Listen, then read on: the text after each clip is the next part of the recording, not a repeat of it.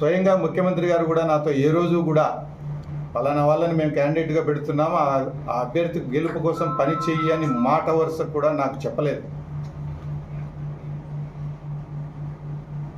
స్వయంగా ఆయన కదిరికి వచ్చినప్పుడు నా ఇంటికి 50 మీటర్ల దూరంలో పోతున్న సమయంలో కూడా మాట వరుసకు కూడా నన్ను పిలిపించలేదు, నాకు పార్టీకి పనిచేయమని చెప్పలేదు.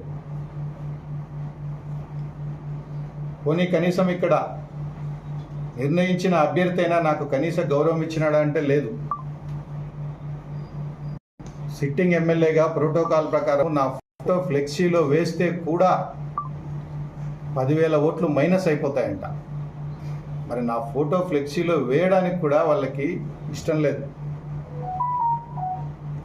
ఇంకా కొంతమంది కోవర్టు వెధవలు చుట్టూ చేరి సిద్ధారెడ్డి ప్రచారం చేస్తే 10,000 పోతాయి, 20,000 మైనస్ అవుతాయి, రాకూడదు అని చెప్పినారు. అయినా కూడా నేను ఏ రోజు కూడా ఎవరిని పల్లెత్తు మాట కూడా లేదు పార్టీకి నష్టం జరుగుతుంది అని. ఎన్నికల ముందు ఇవే మాటలు మాట్లాడుంటే పార్టీకి నష్టం జరుగుతుందని చెప్పి నేను ఏ రోజు కూడా అన్ని అవమానాలు భరించి నా ఇంట్లో నేను మౌనంగా ఉండిపోయినా. నా వెంట ఉన్న క్యాడర్లో దాదాపుగా 90% పైచిలకు పార్టీ నిర్ణయించిన అభ్యర్థికే పనిచేసినారు, పార్టీకే పనిచేసినారు.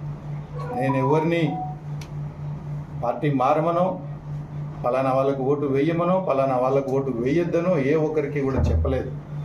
ఎందుకంటే పార్టీ నన్ను కాదనుకుంది. నేను పోయి ప్రచారం చేస్తే పార్టీ అభ్యర్థి ఓడిపోతాడని చెప్పి ప్రచారం చేసినారు. కాబట్టి నేను పోయి ఓడించడం ఇష్టం లేక నా ఇంట్లో నేను మౌనంగా ఉన్నా. మరి ఇటువంటి పరిస్థితుల్లో ఎక్కడో ఒక 5% క్యాడర్ వాళ్ళ సొంత ఊళ్ళల్లోనో వాళ్ళ సొంత పంచాయతీల్లోనో ఎవడి పెత్తనమో మేము భరించలేమంటూ కొంతమంది వెళ్ళిపోయినారు, వేరే పార్టీలోకి వెళ్ళిపోయినారు, వేరే పార్టీకి పనిచేసినారు.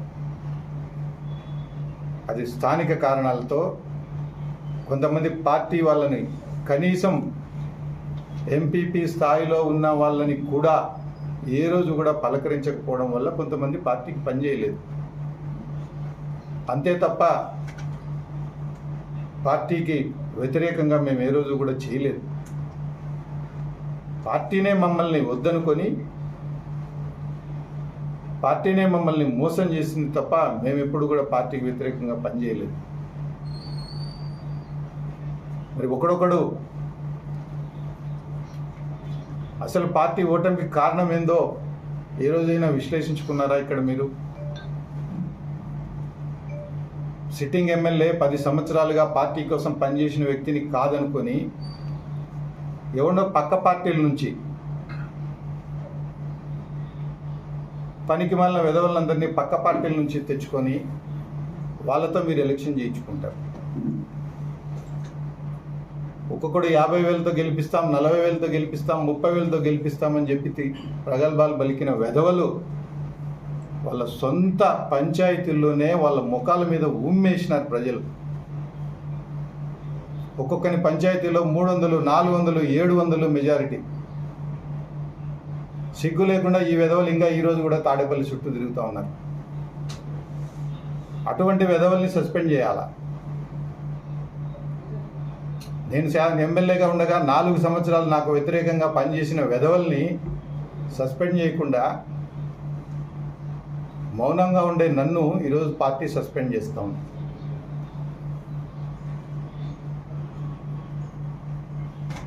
ఈ వెధవలందరూ కూడా ఎవడెవడైతే చుట్టూ కోటరీ ఎవడెవడైతే గెలిపిస్తామని పోయినారో వాళ్ళు నిజంగా ఏం చేసినారో ఒక్కసారైనా పార్టీ గమనించిందా?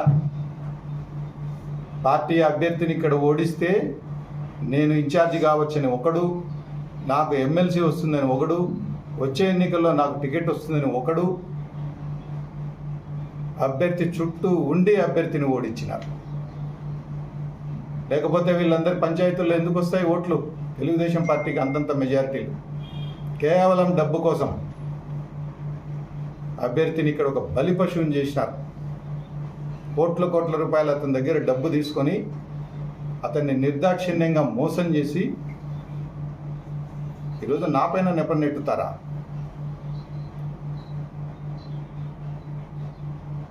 నాకు ఓడించేంత బలమే ఉన్నింటే మరి ముందే అడుగుండొచ్చు కదా నన్ను. నాకు గెలిచే శక్తి లేదని లేదా ఓడించే సత్తా లేదనే కదా నన్ను పక్కన పెట్టినారు మీరు.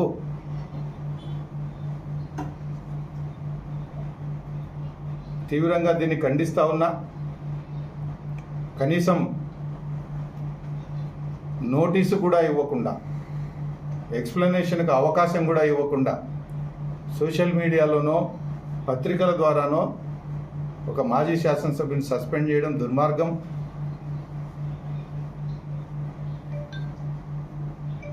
కేవలం 30 కిలోమీటర్లు పులివెందులకి కదిరి కాన్స్టిట్యుయెన్సీ.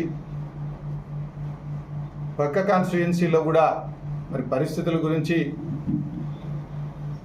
పార్టీ అధ్యక్షుల వారికి సరైన సమాచారం గతంలోనూ లేదు, ఈరోజు ఇప్పటికి కూడా లేదు.